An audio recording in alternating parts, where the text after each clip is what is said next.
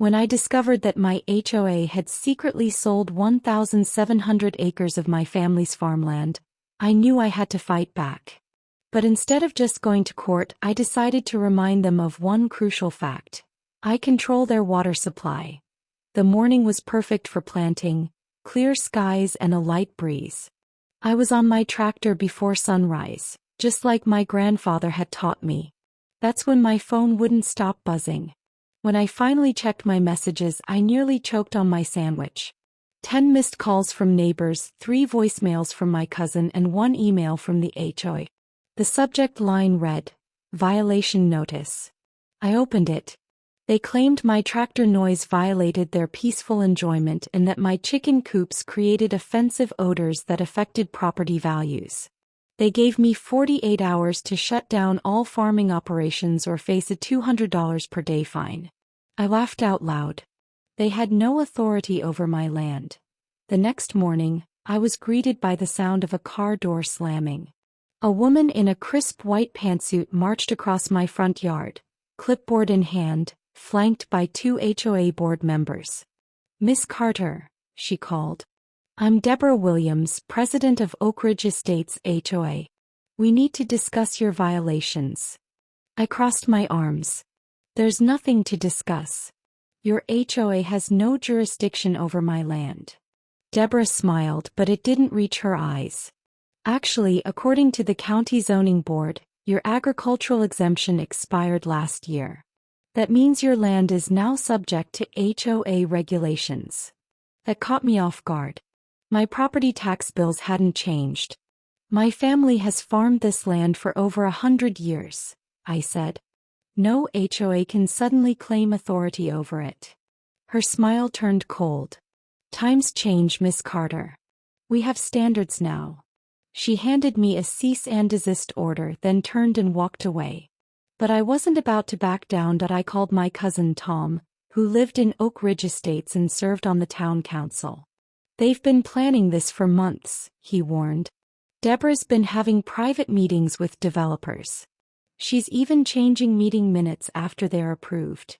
That night I did some digging through county records. And that's when I found it.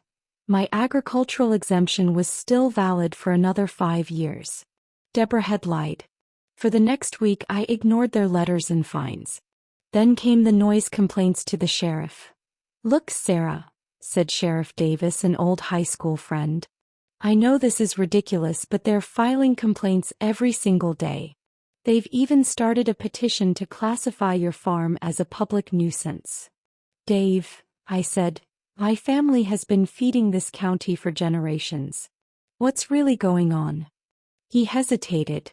"I shouldn't tell you this, but the HOA is pushing for a massive development project, and it involves your land." That's when I saw them. Strangers in suits walking my eastern fields, taking pictures and measurements. I jumped in my truck and drove straight toward them. "Can I help you?" I called out. "You're trespassing." A tall man in a designer suit turned. "I'm James Miller with Westview Development Corporation. We're surveying the land for planning purposes." I frowned. "Planning for what? This is my farm." Miller looked confused. "According to our paperwork, Westview purchased 1,700 acres from Oak Ridge Estates 3 weeks ago. Construction begins next month." My heart stopped. "That's impossible. I never sold my land." He showed me official documents, survey maps with county stamps and a signature that looked exactly like mine. But I never signed anything. I raced home and pulled out my property deeds from the safe. Everything looked fine, but something wasn't right. I called the county recorder's office. "Sir," the clerk said, "there's an ownership division filing from 6 weeks ago. According to our records, 1,700 acres were transferred to Oak Ridge Estates Community Trust. You only own 300 acres now." My hand shook. "That's impossible. I never signed any transfer." "Sir, the documents have your signature. Do you want me to email you copies?" When I opened the file, I stared at my own forged signature. That's when I saw her. Deborah, sitting in her luxury SUV parked at the edge of my property watching me. When she saw me looking, she smiled and waved. I had less than a month before the bulldozers arrived. And that's when I remembered one very important thing. Who controls their water supply? My grandfather had signed an agreement in 1943 allowing the county to build a reservoir on our land. One that supplied water to the entire community, including Oak Ridge Estates. But there was a catch. Agricultural use takes priority. I still own the main water control valve. I made 3 calls. My lawyer, the local newspaper, and the state water authority. 2 days later, Oak Ridge Estates woke up with no running water. Deborah called me 17 times before I finally answered. "What did you do?" she screamed. I calmly buttered my toast. Nothing illegal. I just prioritized my farm's water supply, as per the original agreement. By that evening, the HOA was in chaos. Developers threatened to sue, homeowners revolted, and the county opened an investigation into fraud. A week later, the judge ruled in my favor. I got my land back. Deborah was removed from the HOA, the developers were gone, and Oak Ridge Estates permanently changed their bylaws to protect local farms. Justice served. That night, as I walked my land, I realized. They tried to steal my farm, but instead they reminded an entire community why it mattered. After Deborah's downfall and the court ruling in my favor, I thought the battle was over. I was wrong. The HOA, desperate to regain control, started plotting new ways to come after me. But what they didn't realize, I was always one step ahead. With Deborah gone, the new HOA president, Mark Simmons, decided to continue her crusade. He wasn't as reckless as Deborah, he was calculating. First, they tried to restrict access to my property. The HOA petitioned the county to reclassify my farm's access road as a private street, claiming it was dangerous for residential traffic. I got wind of this plan through my cousin Tom, who still attended HOA meetings. "Mark thinks if he controls your access road, he can make your farm inoperable," Tom warned. Mark had no idea who he was dealing with. I drove straight to the county zoning office and showed them the original land records. My farm's right-of-way agreement had been in place for over 70 years. The county official looked up and laughed. "They can petition all they want," he said. "Your access road is legally protected. We'll reject this immediately." That was strike one for the HOA. When the road trick didn't work, the HOA got crafty.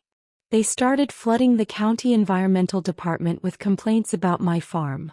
Unregulated pesticide use, illegal waste disposal, livestock creating health hazards. I knew exactly what they were doing. So I made one phone call to State Agriculture Inspector Lisa Moreno, a close family friend. She showed up the next morning, clipboard in hand. After a thorough inspection, she filed her report. The Carter Farm is in full compliance with all state agricultural regulations. 0 violations. Then she personally called the HOA and told them that filing false environmental reports could lead to criminal charges. That was strike two. Realizing they were running out of options, the HOA tried one last trick.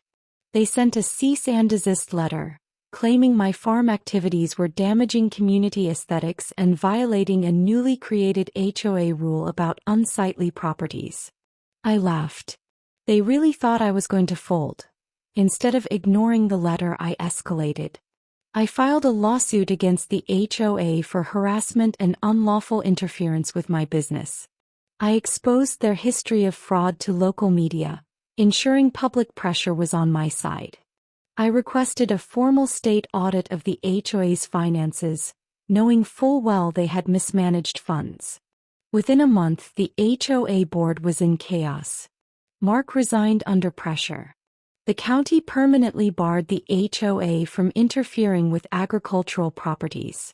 And the final nail in the coffin, the state audit found $50,000 in misallocated HOA funds, and the remaining board members were held personally liable.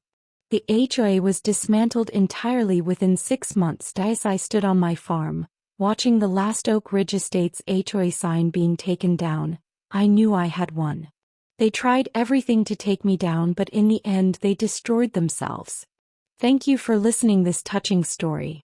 If this story moved you, don't forget to share it for more powerful tales of resilience and justice. See you in the next one.